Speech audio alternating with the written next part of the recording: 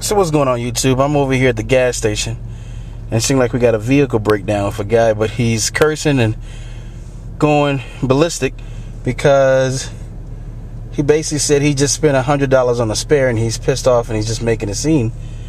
That's what it sounds like when you're not in control of your finances and not ready for emergencies. Don't be that guy. Guys, this video is for those of you who are living in a place right now and you're finding yourself living paycheck to paycheck. The place you live in right now is actually draining you.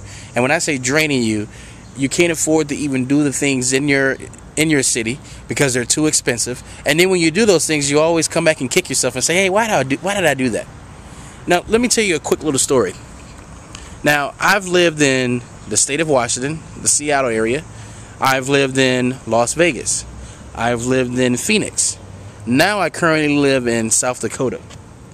Now, it's funny the reaction I get when when people ask, where are you from? And I'll say South Dakota. And they'll be like, what? What is a black man doing in South Dakota? That's the first thing they'll say.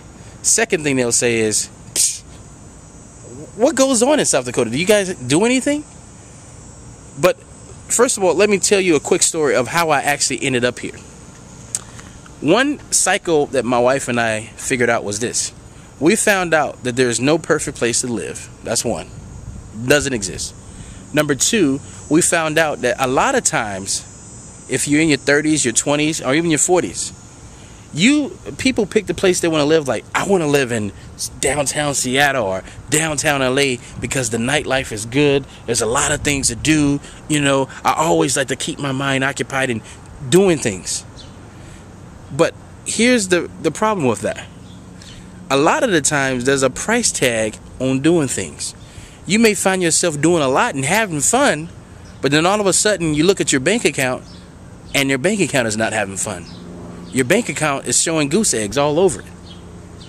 Because this is what I've learned. When we moved to South Dakota, we basically moved here because of Dave Ramsey.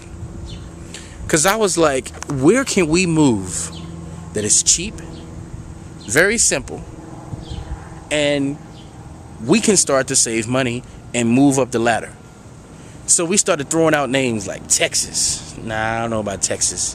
What about Mississippi? I was born there. No, heck no, not Mississippi. And I'll second that one. No, not Mississippi. So then we just like, where? Then she was like, what about South Dakota? And I was kind of hesitant at first because, her family's here in South Dakota. And, sometimes when you move close to family, it's like, it's a bothersome thing. But in this case, it wasn't.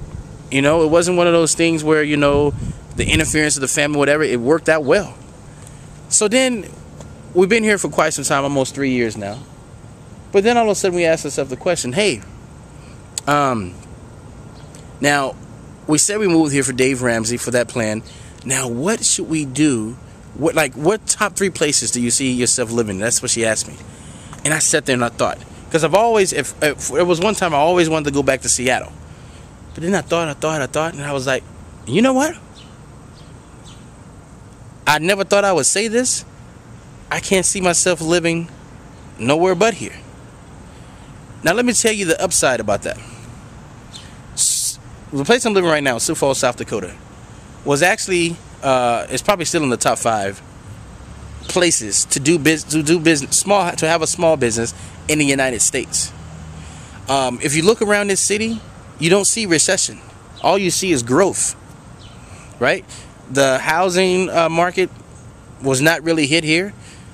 People are very frugal. Like, for instance, it seems like they have a tradition here. Like, if you dress up, like if you come to an event in slacks and a nice shirt, whatever, that's considered overdressing.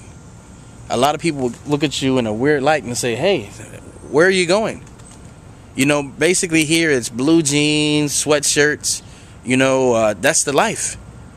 And, I can't complain against that. You have a lot of farmers here that are millionaires because, as you know, farmers have one of the most frugal lives, especially if their debts are paid on their farm. So it's not much to do here. I mean, sometimes it's like watching paint melt. But at that point, I've been so productive here because I concentrate more on my business. I concentrate on doing free things. I see myself doing things like going out camping, water activities. I mean, you have to create a lot of things here, because I'm not really a bar guy anymore. I don't drink anymore, and then if I did go to a bar just to hang out with friends, they're free to get into. You don't have to pay to get inside. So there's a lot of benefits, and I see a lot of things that are good here. Now let me show you the downside as far as living in a place where it's draining your bank account. I mean, I have a friend that lives in San Diego. This guy said, I love San Diego. You have the mountains, you have the ocean, you have everything in San Diego. But he can't afford to live there. The guy is almost 30 years old and he lives with his parents. He can't afford to buy one. When they do give you a job, it's just enough to eat. You can't really go out and buy something to rent, sometimes the rent is over $1,000 or more, So it comes down to a thing of, sometimes the place that you live in can actually hurt you. It can actually drain your bank account. Sometimes you just got to sacrifice when you want to do things in life and take finance to the next level. You got to live in a place that will set you up for that. And I think sometimes small town living can give you that. You can always go back once you've solved a lot of the financial problems that you've had in your life, and now you just got all this money and you don't know where to put it. You can always go anywhere then, but you got to make those sacrifices in order to get there.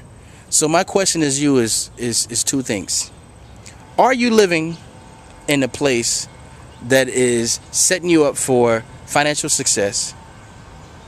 And if not, are you willing to move from that area so you can have financial success? That's a personal question for yourself. So let me hear your questions and your comments, guys. And that's all I have to say on that topic. So until next time, signing off.